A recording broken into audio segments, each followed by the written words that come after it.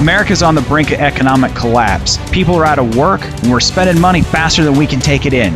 Liberal policies are going to bankrupt this country. The problem is, Democrats will tax your businesses to death, killing jobs and costing people wages, forcing people to dip into their retirement and savings to be able to make ends meet. It's the exact opposite of what we need right now. The way forward is to stay focused on small business, keep taxes low across the board, get rid of job-killing regulations and red tape, promote investment. That's how we empower people to dream big. It doesn't matter if you're a Democrat. It doesn't matter if you're an independent. It doesn't matter if you're a Republican. Now is the time to reinvest in America through conservative leadership. What we need is the right approach. I'm Chris Wright, candidate for Congress in Florida's 9th District, and I approve this message.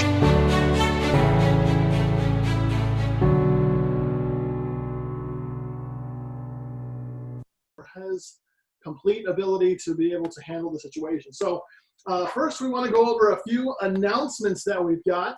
We have some debates finally scheduled, as we've had some places open up to us, say 75 limit RSVP required type of space, but it is space nonetheless. We have 3 of the candidates confirmed to be at the debate. The first debate is June 13th. The second debate, July 11th, and the third debate will be August 8th as we go forward. And we're very excited for those to be able to put all of the candidates on stage and then the American tradition, hash it out. Yeah, it's going to be a great opportunity to get us next to one another and let folks really start to see the differences between the candidates. So beyond that, we had another great meeting today. We had an interview with 2 of the other candidates, and Chris Wright from the Orlando Sentinel, the review board, the policy review board? It was the editorial board. The editorial board. And they did a great, they'll be posting it up on their website probably. They asked a bunch of really good questions of the candidates to be able to probe policy and how things would go if they were elected. And we were very excited about our performance and how that went. Yeah, it was a great experience. It was a good opportunity to get in front of a little bit of a different crowd. I'm excited about the exposure that's going to bring to the campaign and hopefully start getting the word out to people. I know we're still a few months out from the primary yet, but as these news releases and as these press releases get out there, and as the webcasts start to catch on, I hope people will really start to pay attention to the differences between the candidates as they're standing up there. You know, like I said in a previous Zoomcast, you know, I'm the only guy on the stage that's got any kind of formal training about being a legal advocate. And, you know, you're sending somebody up to Washington, D.C., you're going to stick them in a room full of lawyers and you're going to ask them to be your legal advocate. And, you know, as an attorney, I'm literally trained to do that. And I have the experience to back it up. So I think the more that I can get out in front of people, the more that I can show them that I have the ability to take their concerns up and articulate them in a meaningful way and get people on board. It's really going to set us apart from the other guys who are running. And on that note, we are announcing that tomorrow, Chris Wright will be going through an interview with Pastor Fonseca. Yeah. And he'll be doing the interview in Spanish with translation. Yeah, Spanish with translation. So that's going to be, it'll be interesting to see how that turns out. But the idea is to really get out there and show that the message that we're talking about is not just meant for a certain segment of our district. It's meant for everybody. And I want to make sure that our Hispanic brothers and sisters are out there listening to this and understand that the conservative platform can be their platform just as much as it is everybody else's, and that they will benefit by it just as much as everybody else. So we're really looking forward to getting that interview done and getting it out there. Pastor Fonseca has come on board with the Chris Wright for Congress campaign. We have added him to the senior leadership staff as the community outreach director. And we are very excited about that and forming a coalition of all kinds of members to be able to move forward. Yeah, he's going to be a great addition to the team. And he's been in the community in Kissimmee for, I think, 20 years and building those relationships, especially with our senior population and our Hispanic population. So he's going to be a great gateway to make sure that those folks can hear our message. Before we get started, we want to make sure everyone knows that these podcasts are available on our webpage, ChristopherWrightForCongress.com, and on YouTube. So a lot of times people get out there and they're watching it now on YouTube, or listening to it rather, and enjoying and getting the details that we have to present. So tonight we have a Zoomcast topic that a lot of people are concerned with, environmental issues and economic policies, especially in Florida. There's a lot of environmental concerns that affect and impact Florida in particular, and that are being regulated at a federal level. Right, right. And so we need to get started in understanding how we're going to send our representatives up there to be able to represent us in Congress at a federal level and talk about how we are going to make an impact. Really, it's about how we can continue to make sure that the various industries in our state continue to grow while also being responsible stewards of the environment, right? So we all have a responsibility as members of a productive society to make sure that we can pass on our legacies and our planet to our children and our grandchildren. So, the conservative platform is very much a pro-business platform, but it's also a pro-environment platform. I don't think anybody's out there saying, "Hey, I don't really care what this does to the planet. We're going to go ahead and drill anyway." Quite the opposite, as a matter of fact. I'm sure you guys have been to the website. I'm a longtime scouter.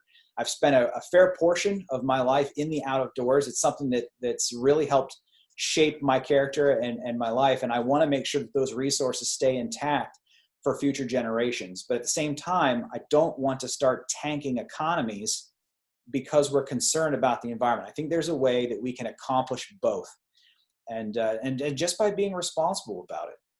I can testify to that. I've been camping with Chris many times. We are definitely conservatives and conservationists. Yes. And enjoying the various aspects of Florida as well as the rest of the country. I know from my scouting experience, I love camping. I love getting out there. I guess, like he said, we were scouters. We've led youth. We've taught youth the importance of conserving our environment for the future. One of the topics that comes up frequently is, the energy as part of environmental factors that goes on. A lot of the drilling and the oil production and the impact that has. We have offshore drilling talks. Yeah. We have fracking concerns. We have all these factors that go into that. How is the energy policy that you put forth going to affect the common Floridian? Yeah, so I think the hard part, especially with technology that's relatively new, especially with like shale fracking, it's hard to find concrete information about the impact that has on the environment. And I know that I spent a fair amount of time just trying to Google a bunch of different articles, and just from the Google searches, you're going to be able to find pieces that are on both sides, like, oh no, it's fine. It's not impacting the environment at all. And then of course you've got the complete other side of the spectrum, which is this is evil. People are drinking, lead-lined fuel now. And I think the truth is usually somewhere in the middle. And so what was nice about this, an opportunity that I had to listen in on an interview that Senator Cruz did to a prominent oil and gas leader from his home state of Texas, was to get some more information about how shale works. And I was actually interested to find out that the drills, the wells that they put in on shale, is like 10,000 feet deep, right? And then the water table is between 70 and 300 feet. So these guys are almost 2 miles deeper than the water table. And in addition to that, they have spent just insane amounts of money trying to improve the efficiency of those wells to the point where the contaminants and the runoff from that are minimal. And that's something that serves both the industry and the environment, because the industry is looking at efficiency in the form of being able to capture as much of those hydrocarbons as possible to be able to then, of course, sell them. But in so doing, that means that your runoff and your discharge and your excesses are also minimized. And so the impact from shale, I don't think is nearly as devastating as some of the folks on the far left would want you to believe that it is. Yeah, I think there's, as in many things, the media slants stuff to be where they want it to be, and they're not looking at the actual benefits or the efficiencies that are coming through from a lot of these technology increases. Right, all those technological increases and the ability to then customize those technological innovations, those are predominantly being driven by the industry itself. It's not government funding. It's not private not-for-profits. These are the guys that are in the industry spending their money to make their process better. and in so doing, make it less impactful for the environment. So, when conservatives talk about taking a free market approach to being able to do things like protect the environment, that's exactly what we're talking about, right? You have responsible companies who are spending their money to be able to make more money, but they're also concerned about the environment. So they've got this balance between these two competing interests, and so far, they've been doing a pretty good job of balancing them.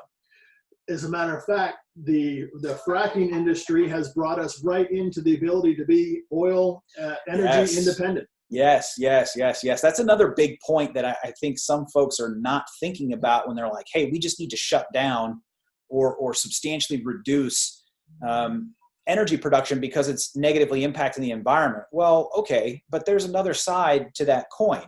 We finally gotten to the point where we're not dependent upon another country to be able to service our energy needs. It's the first time this has happened in decades. I mean, maybe ever. I don't know. We'd have to go back and check the numbers, but certainly it's something that's getting a lot of news, a lot of press right now. And if we come to these countries and say, to these companies, and we say, by the way, you need to shut down production because it's negatively impacting the environment, you're talking about thousands of jobs and a good middle class, upper middle class job, thousands of jobs, entire industries folding up. Not to mention that we lose bargaining power on the geopolitical front because now we're dependent upon other countries to service us, right? Whereas if you go to the negotiating table being completely independent, you're not beholden to another country's demands. So, I mean, there's a whole lot at play when you talk about adopting environmental policy and then how that's going to impact those associated industries. So if you look at the top oil producers out there, you've got Middle East, some friends, many not. Many not. You have Venezuela, who are not tapping into the reserves, but that country's a mess. Yeah. You've got Russia, not allies. Yeah. And you've got China. The only one that fits the top five is Canada. And they're part, that's a good situation, but they're worried about their own energy independence. Sure. And I'm sure we're not going to be buying their oil things come push to come to shove. So. And so, and obviously with the world markets, the way that they're set up, that industry has a lot of price volatility because the import and export of fuels, especially oil, those prices fluctuate dramatically, even with the slightest hiccup in supply. For instance, if an excess of supply, even as little as maybe 500,000 barrels or 1 million barrels a day were put into the market, it has a substantial impact on price, which in turn has a substantial impact on the ability for small independent energy producers to be able to survive. And that's actually one of the things that we're seeing right now through the coronavirus and the decrease in demand on fuels and what that's doing to the price of a barrel of oil. I mean, as a consumer, you're looking at the pump going, hey man, this is awesome. I can fill up my tank for $20. Okay, but the long-term effect of that is that our small energy producers are really hurting. I think I listened to the interview, and I think it's the average price to produce a barrel is like $40 a barrel, and it's trading at 27, 28, something like that. There's no way they can make money at that. Yeah, they definitely have a break-even number where they're underwater right now. It's a matter of just trying to survive. I know that I listened to the same cast in which the senator was absolutely talking to our supposed allies, right. Saudi Arabia, saying you are taking advantage of this situation. You are driving down the price on purpose to be able to gain market share, and you're killing your allies. Mm-hmm. And their response was, well, Russia. And he's like, well, we know who Russia is. Right. They're not allies. You are. Yeah, and by the one, they're not protecting you every time somebody comes knocking on your door. Yeah, yeah. So you've already got this price war going on between these other fuel producing countries. And then if we on our side start lumping on all kinds of unreasonable restrictions on their ability to produce fuel, what's it going to do to energy in the United States? It's going to make it even harder for these guys to turn a profit and stay in business. And as I just explained, that has real national security issues. But even if we set aside the national security aspect of it, it puts us in an economic crunch because now our ability to negotiate with world powers is compromised because they know we're dependent upon them for something as essential like fuel, right? So that, if we go to a negotiating table, they know they're holding all the cards because they hold the fuel reserves. They can almost dictate whatever terms they want to us, and we have to take it because we need the energy. You can't tell people that they can't get in their car and go to work, that airlines have to stop flying their planes because they don't have the fuel, right? That would be a disaster. So it really compromises our ability to negotiate on the world stage if we're not energy independent. And that's just one industry.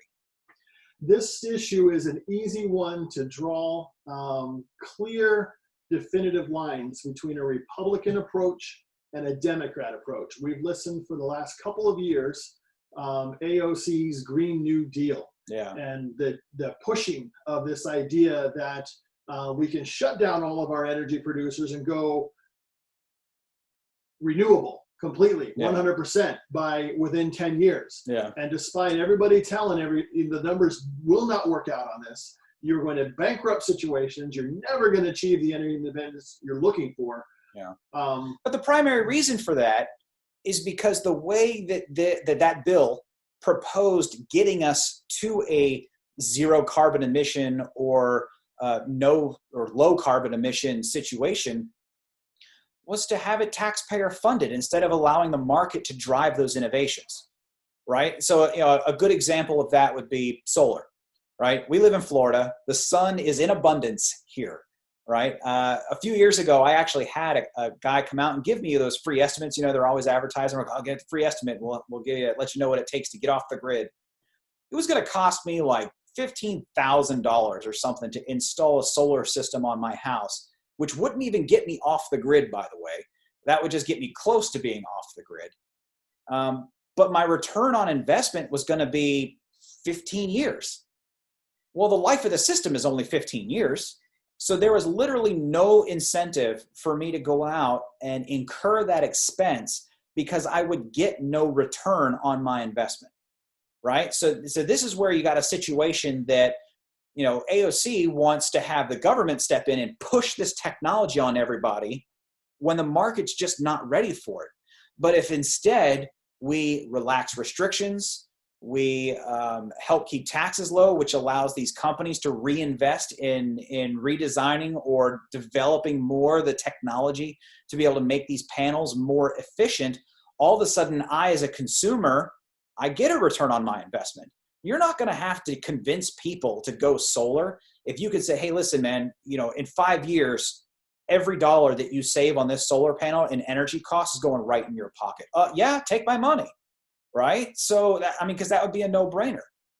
But that's the difference between a leftist approach, which is we're going to let government solve everything and taxpayers are going to fund these transitions, versus allowing corporations, technology companies to do what they do best, which is innovate, create a marketable product, and then allow me, the consumer, to choose to utilize that service or that technology because it's cost effective and I'd see a return on my investment. So I don't mean to tout a particular stock out there, but Tesla and Elon Musk are a fantastic example of this right now. His innovation drive and the product he is producing, and in particular, we're all familiar with the Tesla vehicle car right now. But he's looking forward all the way through the trucks. And, he's like, well, I've invented a new battery. And I've invented, he's pushing for this object of reducing energy and costs for everybody.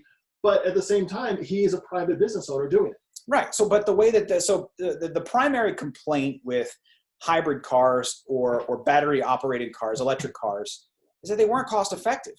I mean, I could go out and I could get a coupe, a 4-door coupe, and it was going to cost me $30,000.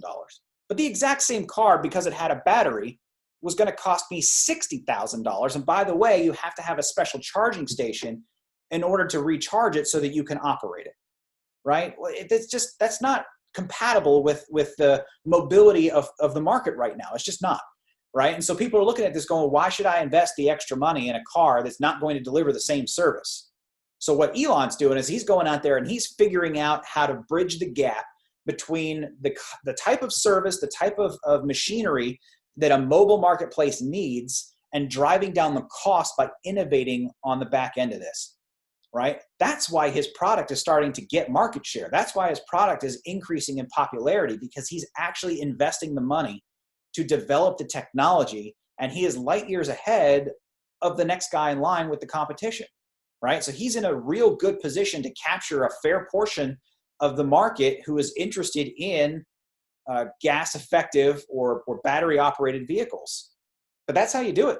You let companies innovate because they're looking at the long-term picture and they're seeing the inroads and the investment that can be made there. Absolutely. So in going forward, we want to produce the same kind of, now Tesla didn't get started necessarily. There are some government grants that were given there to get him afloat, but now he's off that. So how would you affect or vote in Congress to be able to continue that pursuit process? Yeah, I'm much more in favor of giving low interest, no interest loans, right? Because you're using taxpayer money to go out and help these companies get started, but then they get to keep the benefit of those public dollars, right? So if we really want to invest in innovation, invest in technology, I'm not saying that we shouldn't seed these companies with the money to get them off the ground, especially if they come to us with a really good idea that has real potential to take off. But I'd like to see the taxpayer recapture that money, and it should be at cost or no cost if that's a technology we're really looking to try to drive. Absolutely. So to segue a little bit here, let's talk a little bit more about the effects of the environmental policies the Democrats have put forward. So they are, tax and cap and, putting limits on trade. If you go over certain carbon footprint, you get to have more draconian implementation of regulation on you. And what I've found is they're always moving the goalpost. Yeah. You found a success, and then they'll be like, well, no, we meant to be over here. Right. And then, okay, that come and gone, and that didn't come to fruition, and that prediction didn't happen, and now it's over here. Yeah.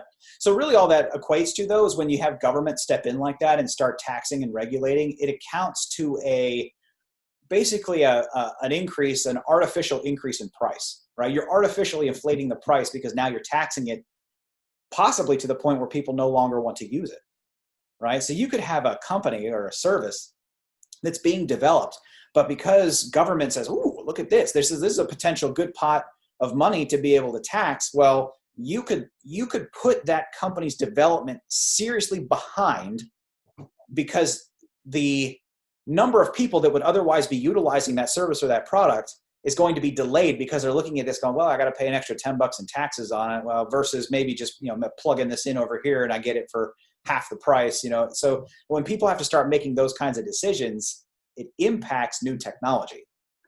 Well, we certainly appreciate your expertise in that regard. This Zoomcast tonight was intended to be a little short. We had a busy schedule. Yeah. We wanted to tackle one specific topic and get good feedback on that. We do thank you for that. In upcoming podcasts, if you have an interest in a topic, we'd like to hear from you. Yes. Please type a comment in the comment section. We'll be watching, reading, monitoring. And if you've got something that you'd like to ask Chris Wright, please let us know. And we will add that to our upcoming events and in the show. Yeah, just shoot us an email. And as always, we recorded this, so we're gonna upload it to the webpage. Give us a day or so to get it up. But we really appreciate everybody's support. When the links are live to be able to download these things, please share them with your family and your friends and your other contacts so that we can start getting the word out. And by all means, contact me on the website if you got a question or you have a topic you want me to discuss. Very good. Thank you very much for your attendance tonight, and we look forward to seeing you on the next one. All right, everybody. Have a good night. America's on the brink of economic collapse. People are out of work, and we're spending money faster than we can take it in. Liberal policies are going to bankrupt this country. The problem is, Democrats will tax your businesses to death, killing jobs and costing people wages, forcing people to dip into their retirement and savings to be able to make ends meet. It's the exact opposite of what we need right now. The way forward is to stay focused on small business, keep taxes low across the board, get rid of job-killing regulations and red tape, promote investment. That's how we empower people to dream big. It doesn't matter if you're a Democrat. It doesn't matter if you're an independent. It doesn't matter if you're a Republican. Now is the time to reinvest in America through conservative leadership. What we need is the right approach. I'm Chris Wright, candidate for Congress in Florida's 9th District, and I approve this message.